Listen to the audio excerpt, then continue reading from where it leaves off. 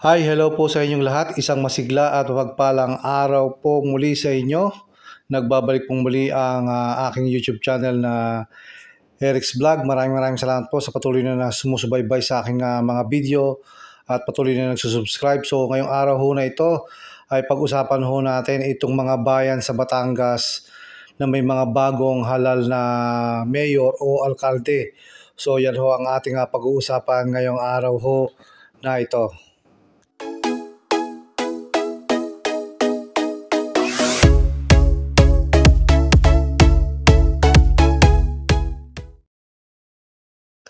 Nagbabalik pong muli ang Eric's Vlog. So ito ho, yung ating unahin, ito ho nga bayan ng Alitagtag, Batangas. So noon ho nga 2022 hanggang 2025, ang mayor ho dyan ay si Dingdong Pongos.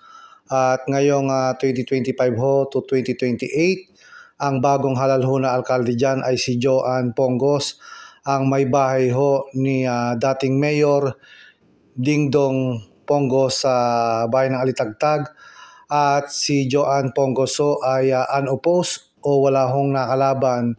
Ito hong nagdaang Mayo 12, 2025, ito hong nagdaang eleksyon.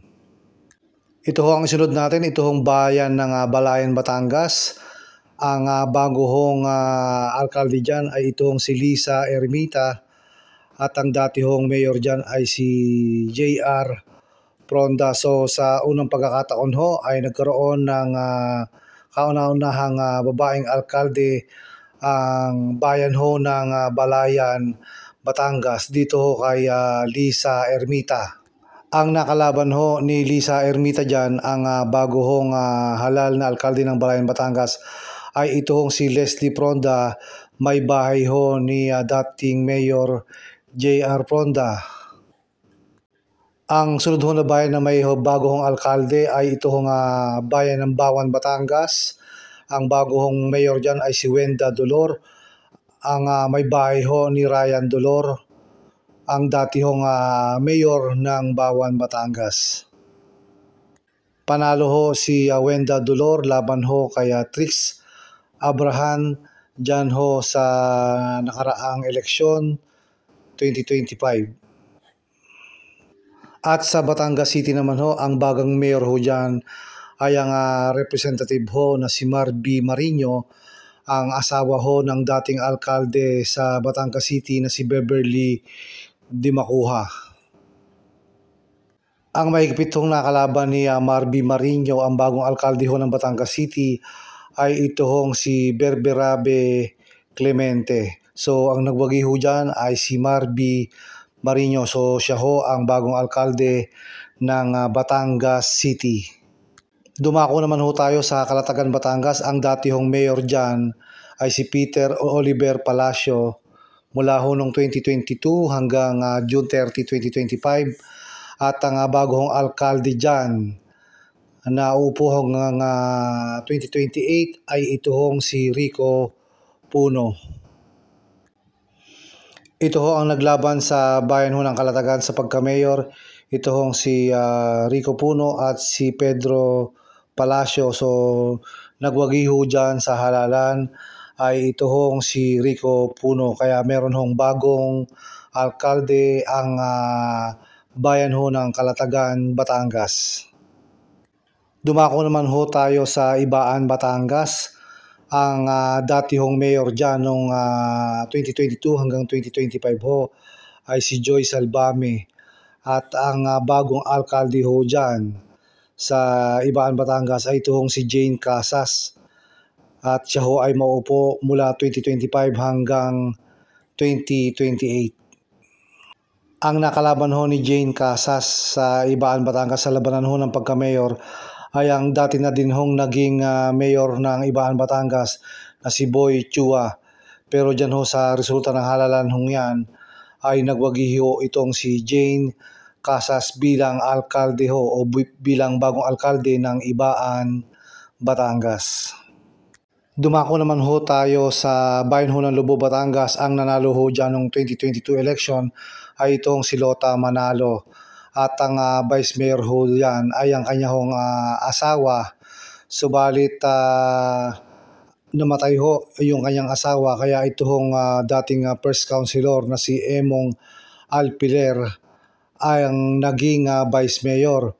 At sa katagalan ho ay nasuspinde itong si Lota Manalo, kaya naging OIC o pansamantalang mayor ho itong si Emong Alpiler bago ho mangyari ang eleksyon 2025. Subalit nabalik ho muli itong si Lota Manalo, kaya bago ho mag-eleksyon ay siya ho ang mayor. Subalit dito sa pagkakataong ito ay naglaban ho sila ngayong halalan 2025. At base ho sa resulta ng eleksyon ay lamang lang ho ng 260 votes itong si Emong Alpiler laban ho dito sa dating mayor ho ng Lubo, Batangas na si Lota Manalo. So dyan ho ay panalo si Emong Alpiler, kaya siya ho ang bagong mayor ng bayan ho ng Lubo, Batangas. Dumako naman ho tayo sa bayan ho ng Mabini, Batangas. Ang dati hong alkalde dyan na nahalal noong 2022 ay ito hong si Nilo Villanueva. At ngayong 2025 to 2028, ang bagong alkalde ng bayan ho ng Mabini, Batangas ay itong si Noel Beatrix Luistro. Siya ho ang asawa ng nanalo hong second term na congresswoman ho sa 2nd District of Batangas, itong si Jinky Beatrix Luistro. So, ang bagong alkalde dyan ay si Noel Beatrix Luistro ng bayan ng Mabini, Batangas. Lumaban po itong si Noel Beatrix Luistro bilang mayor na wala hong kalaban. So, siya ho ay unopposed nito hong nagdaang May 12, 2025 election. Ang isa pa pong bayan sa Batangas ay ito hong Malbar, Batangas, na kung saan ho ay merong bagong alkalde ho. Ito hong si Admiral Art Abu. So, ang dati hong mayor dyan noong 2022 na nahalal ay ito hong si Mayor Cristeta Reyes. Subalit, yun nga ho, ngayong nagdaang 2025 eleksyon ay nagwagi itong si Admiral Art Abu bilang bagong mayor ho ng Malbar, Batangas. So tinalo ho niya dyan ang dati hong mayor na si Cristeta Reyes. Ang bayan ho ng Mataas na Kahoy, Batangas ay meron din hong bagong alkalde. Ito ho ay si Ellery Garjola Silva. Ang dati hong mayor dyan noong 2022 na nanalo ho ay ito hong si Janet Ilagan. Ito ho yung may bahay ho ni J. Manalo Ilagan, ang dati hong vice alkalde ng Mataas na Kahoy at ang lumaban hong gobernador sa lalawigan ho ng Batangas nitong nagdaang May 12, 2025 midterm election. So ito ho yung naging resulta ng halalan ho sa Mataas na Kahoy sa labanan ho ng pagka-mayor. Malaki ho ang naging kalamangan ng bagong halal na alkalde na si Ellery Garjola Silva laban ho sa nakaupong mayor ho dati na si Janet Ilagan. Dumako naman ho tayo sa bayan ho ng San Pascual, Batangas, dahil meron hong bagong alkalde ho dyan. Ito hong si Roana Conti.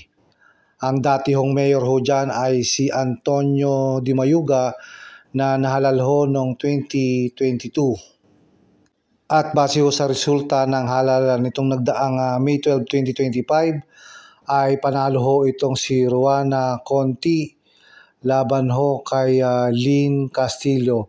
Itong si Roana Conti, ang pagkakaalam ho natin ay asawa ho ito ni representative candidate Conti noong 2022 election. Ang bayan ho ng San Jose, Batangas ay meron din hong bagong mayor. Ito hong si Kapitana Reggie Bertuccio. Ang dati hong mayor dyan na nahalal noong 2022 ay si Ben Patron. Ito hong nagdaang eleksyon sa bayan ho ng San Jose, Batangas ay tinalo ho ni Kapitana Reggie Bertuccio ang dalawa ho niyang kalaban na si Tequio Briones at ang isa ho ay si Vanessa Patron. Kaya ang nagwagi ho dyan bilang bagong alkalde ng bayan ho ng San Jose, Batangas ay ito hong si Kapitana Reggie Bertuccio. Dumako naman ho tayo sa makasaysayang bayan ho ng Taal, Batangas. Meron din hong bagong mayor o alkalde ang bayan ho ng Taal, Batangas. Ito ho ay si Attorney Neni Bainto.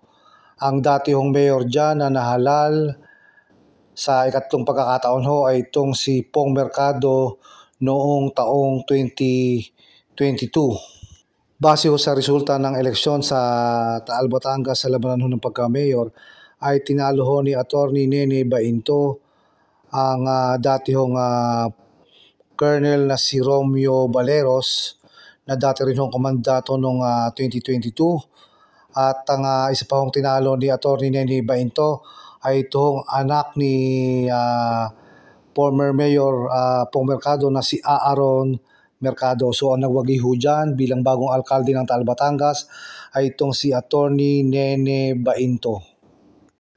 At ang kahuli-hulihan hong bayan na may bago hong alkalde sa lalawigan ho ng Batangas ay ito hong Taysan, Batangas, na kung saan ho ang bagong mayor ho dyan ay si Dong Villena na dati na din hong lumaban sa pagka-mayor noong taong 2022. At ang nahalal ho noong 2022 dyan na mayor ho ay itong si Grande Gutierrez. Base ho sa resulta ng eleksyon sa pagka-mayor ho sa bayan ng Taysan, Batangas ay tinalo ho ni Dong Villena itong si Dondon Portugal, Edilberto Abaday at itong si Beth Gutierrez. Kaya ang nanalo hong bagong alkalde ng Taysan, Batangas ay ito hong si Dong Villena. So yan ho ang mga bagong halal na mayor sa mga bayan ho ng lalawigan ho ng Batangas. Lumalabas ho dyan na 14 ang bagong halal na mayor o alkalde sa lalawigan ho ng Batangas out of 34 towns. So lahat ho ng nabanggit ko bagong alkalde sa iba't ibang bayan ho ng Batangas ay nag-start na po silang maupo nitong June 30, 2025 at matatapos ho ang kanilang termino sa June 30, 2028. So hanggang dito na lang po muna ang ating vlog. Maraming salamat po sa panonood and don't forget po to subscribe para ma-update po kayo o mapanood po ninyo ang iba pang mga video na aking i-upload dito po sa aking YouTube channel na Eric's Vlog. Maraming salamat po sa inyong panonood.